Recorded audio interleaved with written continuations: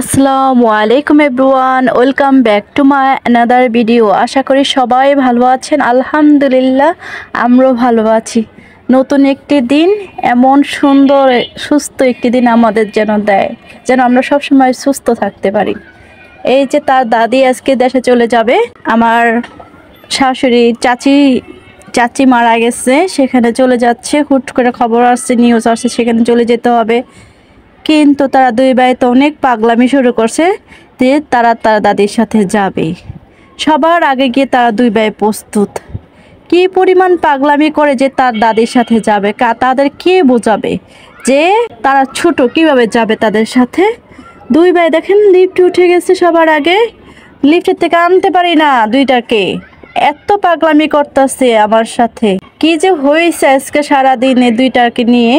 দাদির তো মন খারাপ হয়ে গেছে, চাচারও মন খারাপ হয়ে গেছে। নাতিদের থেকে তো যেতেই চাইতেছে না, কিন্তু এই সময় তো যেতে হয়, যেহেতু চাচি, আপন চাচি আমার শাশুড়ির, তো সেখানে তো যেতেই হবে। দেখুন কি কান্নাকাটি করতেছে তারা দুই ভাই, পাগল হয়ে গেছে। কোনোভাবে ম্যানেজ করে রাখতে পারতেছি না, একটু ম্যানেজ করতে পারতেছি না, কোনোভাবেই না। দুই ভাই যে কি পরিমাণ পাগলামি করতেছে দুইজনে মিলে। তাই আমি বললাম আমাদের হেল্পিং হ্যান্ডকে, আপু একটু আসেন, আমাকে একটু সাহায্য করেন। দেখুন লিফট পায় না দেখে সিঁড়ি নেমে যাচ্ছে। কি দুষ্টামি করতেছে দেখুন, কি টিপাটিপি করতেছে লিফটটাকে। একটু পারতেছি না দুইটাকে থামাতে। আমি এই অবস্থা করতেছে, কান্নাকাটি করতেছে দুই ভাই মিলে। এমন অবস্থায় তো আমি দুই ভাইকে ম্যানেজ করতে পারতেছি না। আমাকে আবার রান্না করতে যেতে হবে, তাহলে কি করবো বলেন। এই সময় তো আর আমি পারতাছি না তো দুই ভাইকে ম্যানেজ করতে। তাই চিন্তা করতেছে আমি ওদের তো রাখতে পারবো না, কখন জানি হুট করে নাকি দুই ভাই বের হয়ে যায়, লিফটে উঠে যায়। এই ভয়ে কি আর পারতাছি না। তারপরে আমি তাদের খেলার সাথীদের ডেকে নিয়ে আসছি।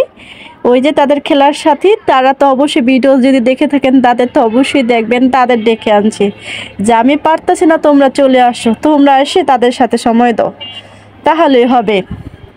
তারপর তো তারা চলে আসছে, তো রান্না করতে চলে আসছি। তো আজকে রান্না করে দেখাবো মুরগির সলিড মাংসটা। আসলে মাংসতে দিলে সবাই খেতে চায় না। আসলে এই মাংসটা যদি আমি আজকে যেভাবে রান্না করব সেভাবে যদি দেন, অবশ্যই ঘরের সকলে খেয়ে ফেলবে সেইটা দিয়ে। যে মাংসটা দেখবেন রান্না করলে থেকে যায়, সেটা আজকে থাকবে না, ঘরের সবাই খেয়ে ফেলবে, কারো কোনো অবজেকশন থাকবে না এই সলিড মাংসটাকে নিয়ে। আর প্রথমে মাংসটা ভালো করে ধুয়ে কেটে নিতে হবে, তারপরে ব্লেন্ডার করে নিতে হবে মাংসটাকে। এমনভাবে ব্লেন্ডার করবেন যেমন একটু থোকা মাংস থেকে যায়, কারণ ওই মাংসটা যদি মুখে পড়ে না খুব ভালো লাগে। আমি প্রয়োজন অনুযায়ী পেঁয়াজ কাটা, মরিচ কাটা, লবণ, আদা রসুন, হলুদ মরিচের ফাঁকি, সীমিত ঘরে যাই সব জিনিস থাকে তা দিয়ে হয়ে যাবে আজকের রেসিপিটা।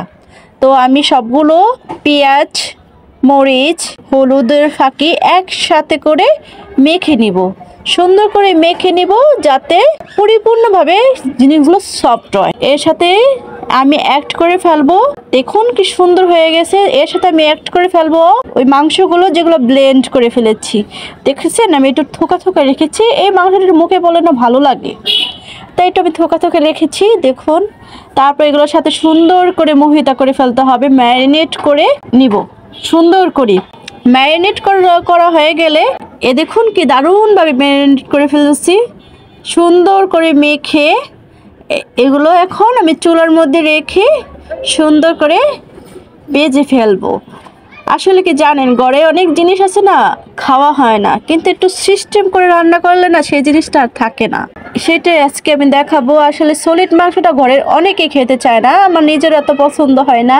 আপনাদেরকে পছন্দ হয় অবশ্যই জানাবেন। তো চলুন কিভাবে রান্না করতে হয় রান্নাটা দেখে ফেলি। ফ্রাই প্যানটি আমি বসিয়ে দিয়েছি, পরিমাণ মতন তেল দিয়ে দিব ফ্রাই প্যানে। তারপরে পাকোড়া কোয়ালিটির করে ভাজবো আমি এটাকে। দেখুন আমি বড়া কয়, অনেকে পাকোড়া কোয়ালিটি কয়, মানে যেটা যে বলে সেটাই কি সেভাবে বেজে ফেলবো। আসলে কি আমি এখানে বেশি পরিমাণের কিছু দেই নাই, যে অতিরিক্ত জিনিস লাগবে, ভেজাল হয়ে যাবে, বানাতে পারবেন না, কিন্তু হয়ে যায় ঘরের জিনিস দিয়ে এটা বানানো হয়ে যায়, অতিরিক্ত বাহিরের কোনো জিনিস আনা লাগবে না। আমি বাইরে কোনো কিছুই ব্যবহার করি না, এই কারণে যেন ঘরের জিনিস দিয়ে তৈরি করে ফেলতে পারেন এই মজাদার রেসিপিটি। দেখুন কি দারুণ হয়ে গেছে। 2 পিঠ যেহেতু হয়ে গেছে আমি একটু ডেকে দিয়েছি, কারণ ভিতরে যেন সিদ্ধ হয়, কারণ এটা মাংস, সিদ্ধ হলে মাংসটা ভালো লাগে। দেখুন কি দারুণভাবে হয়ে গেছে দোনো সাইড।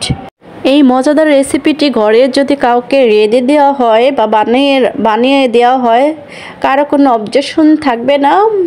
মানে ঝাল জাতীয় জিনিস ভাতের সাথে, গরম ভাতের সাথে দারুণ লাগে, সবাই হাত চেটে পুটে খাবে এমন অবস্থা। মানে যে মাংসটা কারো খেতে ইচ্ছা হয় না, সে মাংসটা আজ খাবে যদি এইভাবে রেঁধে দেওয়া হয়। তো ভাই বোন যেহেতু একত্রে, দেখুন কি দুষ্টামি করতেছে। এরকম ভাই বোন তো আমরা কাটিয়েছিলাম, কারণ আমরা 4 ভাই বোন ছিলাম। ওরা সেখানে মামাতো বোন, ফুফাতো বোন, এগুলো সব একসাথে, আর আমরা ছিলাম 4 ভাই বোন। আমরা এভাবে এক খাতার নিচে, কম্বলের নিচে শুয়ে থাকতাম, তাই তাদের একটু ভিডিও করে নিলাম। আপনারা কেউ কিরকম কাটিয়েছেন নি আপনাদের ভাই বোনের সাথে অবশ্যই জানাবেন। সবাই ভালো থাকবেন। আল্লাহ হাফেজ।